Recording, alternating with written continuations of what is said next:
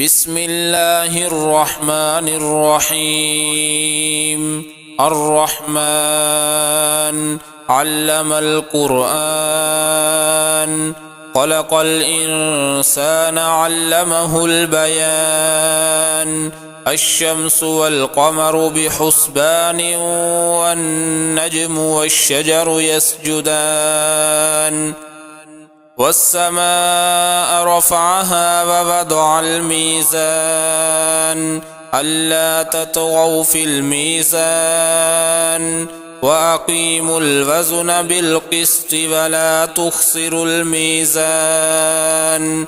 والأرض وضعها للأنام، فيها فاكهة والنخل ذات الأكمام، والحب ذو العصف والريحان. فبأي آلاء ربكما تكذبان؟ خلق الإنسان من صلصال كالفخار، وخلق الجان من مارج من نار. فبأي آلاء ربكما تكذبان؟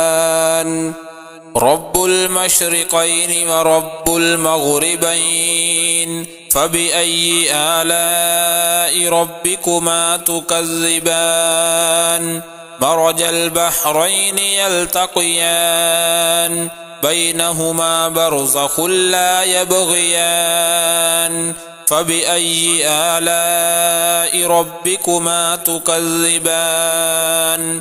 يخرج منهما اللؤلؤ والمرجان. فبأي آلاء ربكما تكذبان؟ وله الجوار المنشآت في البحر كالأعلام. فبأي آلاء ربكما تكذبان؟ كل من عليها فان، ويبقى وجه ربك ذو الجلال والإكرام. فبأي آلاء ربكما تكذبان؟ يسأله من في السماوات والأرض، كل يوم هو في شأن. فبأي آلاء ربكما تكذبان؟ سنفرغ لكم أيها الثقلان. فبأي آلاء ربكما تكذبان؟ يا معشر الجن والإنس إن استطعتم أن تنفذوا من أقطار السماوات والأرض فانفذوا، لا تنفذون إلا بسلطان. فبأي آلاء ربكما تكذبان؟ يرسل عليكما شواظ من نار ونحاس فلا تنتصران. فبأي آلاء ربكما تكذبان؟ فإذا انشقت السماء فكانت وردة كالدهان.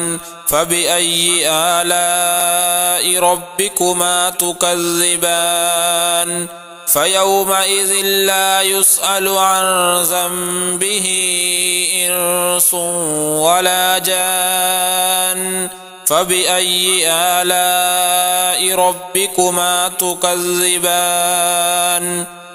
يعرف المجرمون بسيماهم فيؤخذ بالنواصي والأقدام. فبأي آلاء ربكما تكذبان؟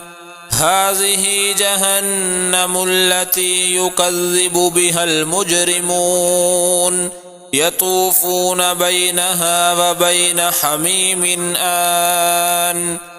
فبأي آلاء ربكما تكذبان؟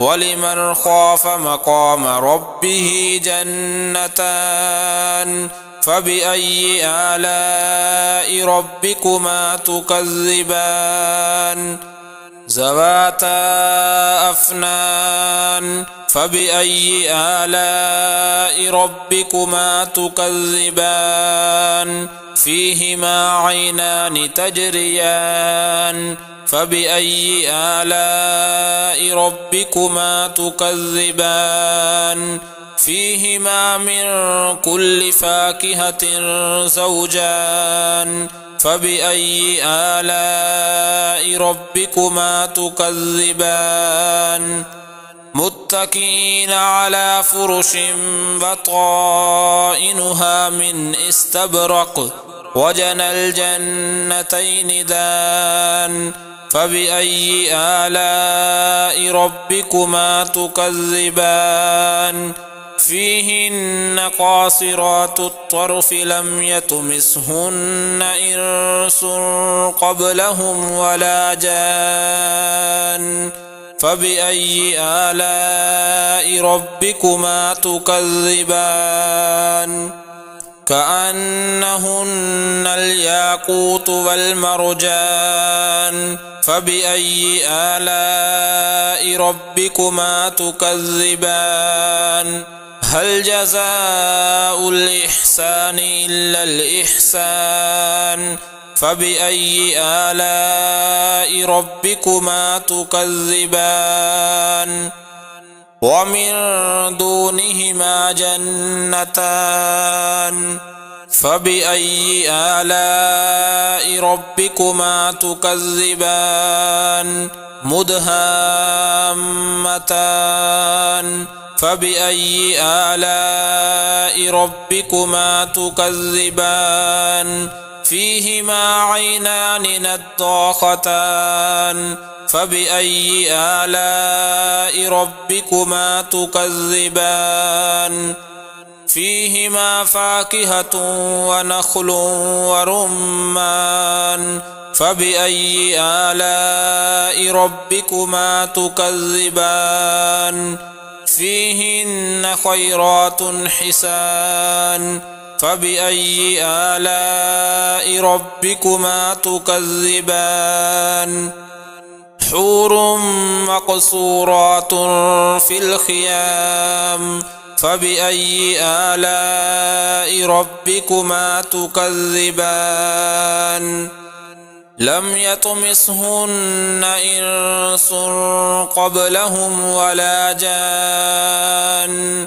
فبأي آلاء ربكما تكذبان متكئين على رفرف خضر وعبقري حسان فبأي آلاء ربكما تكذبان تبارك اسم ربك ذي الجلال والإكرام